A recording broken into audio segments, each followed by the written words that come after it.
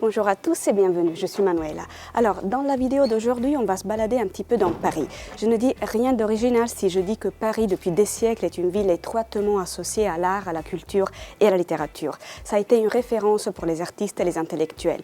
Le lieu où beaucoup de mouvements et de courants sont nés, un lieu précurseur de ferments, d'inspiration et de rencontres pour les esprits créatifs. Pour beaucoup, ça a été un mythe, un rêve, un idéal. Et il y a eu énormément d'intellectuels, même étrangers, qui ont passé ici des périodes plus ou moins longues pour se former, pour créer, pour participer à cette effervescence. Donc aujourd'hui, en profitant des températures pas trop froides de cette journée de fin février, on va se balader un petit peu pour aller voir certains des lieux symboliques du Paris littéraire. Venez, on va à Saint-Germain-des-Prés.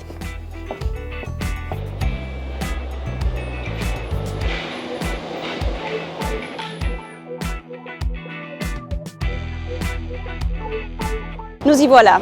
Le quartier de Saint-Germain-des-Prés a été au XXe siècle et après la Deuxième Guerre mondiale en particulier, un des cœurs de la vie culturelle et intellectuelle parisienne, notamment avec la présence de Marguerite Duras, qui vivait à quelques pas d'ici, on va y aller tout de suite, et de Jean-Paul Sartre et Simone de Beauvoir, mais aussi de plein d'autres intellectuels, philosophes, auteurs, artistes, musiciens, cinéastes, journalistes. Les cafés de ce quartier étaient des lieux de rencontre pour toutes ces personnalités qui s'y retrouvaient pour discuter et les écrivains y allaient pour travailler. Deux cafés en particulier sont célèbres dans ce sens-là et ils sont tout près l'un de l'autre, le café de Flore et les Deux Magots. Le café de Flore, par exemple, commence à attirer des intellectuels déjà vers la fin de la Première Guerre mondiale, avec Apollinaire par exemple qui le fréquente régulièrement. Ensuite, il y a une espèce d'âge d'or à partir de la fin des années 30. Les écrivains et les philosophes y passent toute la journée pour travailler dans un endroit plus accueillant et mieux chauffé que leur chambre de bonne humide et froide. C'est le cas justement de Sartre et de Simone de Beauvoir qui avaient au Café de Flore leur table pour travailler et pour recevoir les gens à qui ils donnaient rendez-vous. Mais il y a bien d'autres habitués célèbres, Boris Vian, Prévert, Camus, Hemingway, pour n'en citer que quelques-uns. Ensuite, dès le début des années 70, la réputation du quartier a attiré un tourisme international qui a contribué à sa transformation. Aujourd'hui, on y trouve des boutiques de marques de luxe et des prix impossibles.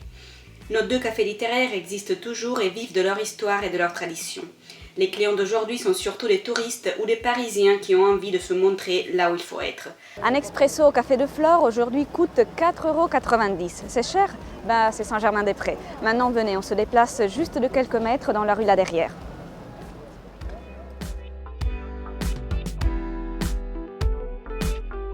Nous y voilà, on est au 5 rue Saint-Benoît. Marguerite Duras a vécu ici entre 1942 et 1996. Elle a notamment écrit L'Amant, un de mes livres préférés. J'en avais parlé dans une vidéo il y a quelques temps, je vous mets le lien dans la description, comme ça vous pouvez aller la retrouver. Et c'est ici, chez Marguerite Duras, que des années 40 jusqu'aux années 60 se réunissent les membres de ce qu'on appelle le groupe de la rue Saint-Benoît. Le groupe est composé d'intellectuels qui discutent de philosophie, de littérature et de politique. Lors de sa formation, le groupe entretient des liens avec la résistance et après la guerre, certaines positions se radicalisent à gauche. Juste en face, il y a le petit Saint-Benoît où Marguerite Duras prenait souvent ses repas. À l'intérieur, accroché au mur, il y a de très belles photos de l'auteur attablé. Maintenant, nous nous déplaçons un petit peu. À quelques minutes à pied d'ici, il y a un autre coin que je voudrais vous montrer. Venez.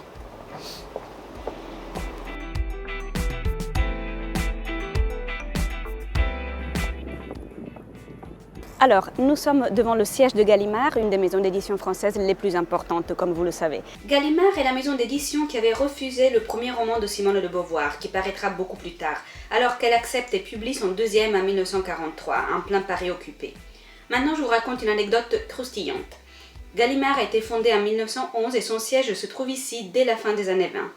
En 2011, à l'occasion du centenaire de la maison et après quelques années de lobbying, le Conseil de Paris valide le projet d'Antoine Gallimard de rebaptiser la rue du siège en l'honneur du fondateur, son grand-père Gaston Gallimard. Mais à partir de ce moment-là se déchaînent des polémiques et une espèce de résistance de la part des riverains de l'immeuble juste à côté. Moralité, il n'y a que la partie occupée par le siège de Gallimard qui est rebaptisée rue Gaston Gallimard, avec une belle inauguration le 15 juin 2011, alors que l'autre petit bout de la rue continue de s'appeler rue Sébastien Bottin, en devenant une rue à immeuble unique, pour la plus grande satisfaction de ses habitants qui ont finalement pu éviter les frais de changement du papier à en-tête. Bien, j'espère que cette promenade littéraire vous a plu, on en fera d'autres. Mettez un j'aime à cette vidéo, partagez-la et abonnez-vous à la chaîne. Ne soyez pas paresseux, c'est juste un clic, mais c'est super important pour que la chaîne gagne en visibilité. Rendez-vous dans 2 semaines avec la prochaine publication. À très bientôt.